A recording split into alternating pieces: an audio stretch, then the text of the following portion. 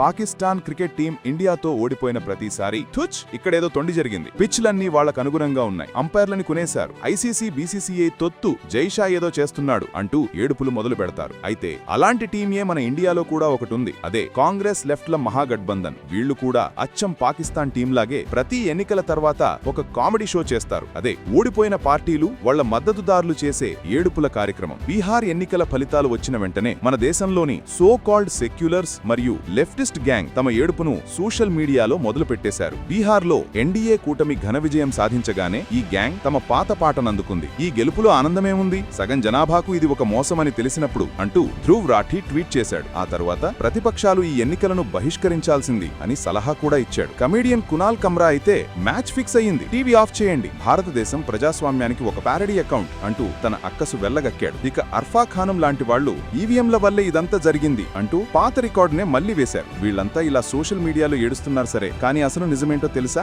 Election commission చెప్పిన దాని ప్రకారం ఎన్నికల ప్రక్రియపై ఒక్కటంటే ఒక్క రాజకీయ పార్టీ కూడా అధికారికంగా ఫిర్యాదు చేయలేదు. బయట మాత్రం ఓట్లు దొంగిలించారు, మోసం జరిగింది అంటూ గొంతు చించుకుంటారు. కానీ ఫిర్యాదు చేయడానికి మాత్రం ముందుకు రారు. ఎందుకో తెలుసా? ఎందుకంటే వాళ్ల దగ్గర ఆధారాలు లేవు. ఇప్పుడు అసలు విషయానికి వద్దాం. మన ఎన్నికల వ్యవస్థ ఎంతో పారదర్శకమైనది. ఏ అభ్యర్థికైనా ఫలితాలపై అనుమానం ఉంటే వాళ్లు 45 రోజుల్లోగా కోర్టులో ఎన్నికల పిటిషన్ దాఖలు చేయవచ్చు. ఆ 45 రోజుల వరకు ఎలక్షన్ కమిషన్ పోలింగ్ కు సంబంధించిన అన్ని ఆధారాలను, అంటే సీసీటీవీ ఫుటేజ్, వెబ్ కాస్టింగ్ వీడియోలు, ఫోటోలు అన్నింటినీ భద్రంగా ఉంచుతుంది. ఎవరైనా కోర్టుకు వెళితే ఈ ఆధారాలన్నింటినీ పరిశీలించవచ్చు. అవసరమైతే ఓట్ల లెక్కింపును మళ్లీ రీకౌంట్ కూడా చేయవచ్చు. ఒకవేళ ఎన్నికల ప్రక్రియలో ఏదైనా తప్పు జరిగిందని ఆధారాలతో సహా నిరూపిస్తే సుప్రీంకోర్టు ఆ ఎన్నికను రద్దు చేసి మళ్లీ పోలింగ్ నిర్వహించాలని ఆదేశించే అధికారం కూడా ఉంది. ఇన్ని అవకాశాలు, ఇంత పటిష్టమైన వ్యవస్థ ఉన్నప్పుడు ఈ గ్యాంగ్ కోర్టుకు ఎందుకు వెళ్లదు? ఎందుకంటే వాళ్ల ఉద్దేశం న్యాయం కోసం పోరాటం కాదు, కేవలం బీజేపీ గెలుపును తక్కువ చేసి ప్రజలను తప్పుదోవ పట్టడం మాత్రమే. నా అంతరాత్మ చెబుతోంది ఏదో తప్పు జరిగింది అని ట్వీట్లు పెట్టడం చాలా సులభం, కానీ దాన్ని నిరూపించడం అసాధ్యం. ఈ డ్రామాలను నమ్మకుండా మన ప్రజాస్వామ్య వ్యవస్థపై